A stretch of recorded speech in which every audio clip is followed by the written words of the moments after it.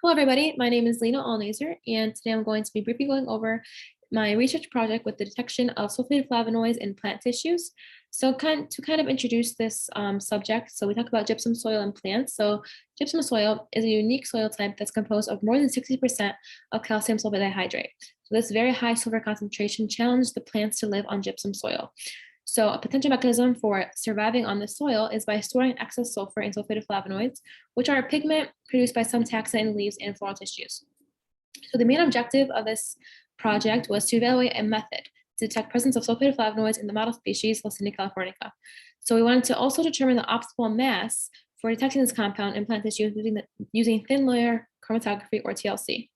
So to talk about the methods of this project, so we first grew flower heads in a greenhouse of Leucaena californica. These were cut and then dried into an oven.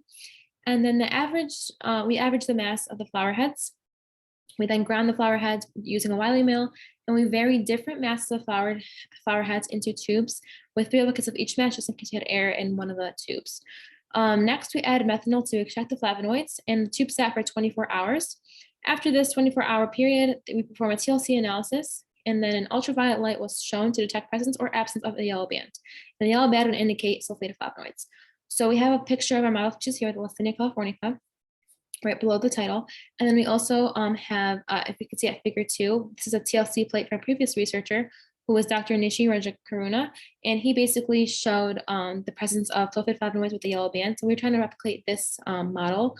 So what we got from from doing our method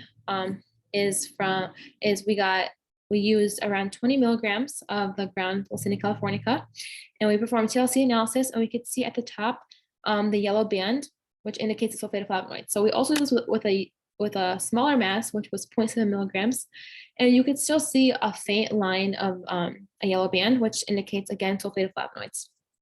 So from the results, we can definitely see similar results from our previous researcher with the yellow band present, but we could definitely see that the mass of the 20 milligrams had a much more vivid yellow band compared to the 0.7 milligrams.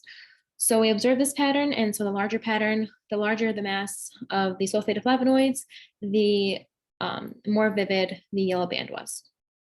So for future work, we want to apply this method to field samples grown on gypsum to determine whether taxa growing on the soil produce these sulfated flavonoids. So Leucaena californica, they do not grow on gypsum. However, we figured out this method to prove if sulfated flavonoids were present, so we could use this method to work on flowers that are plants that live on gypsum soil.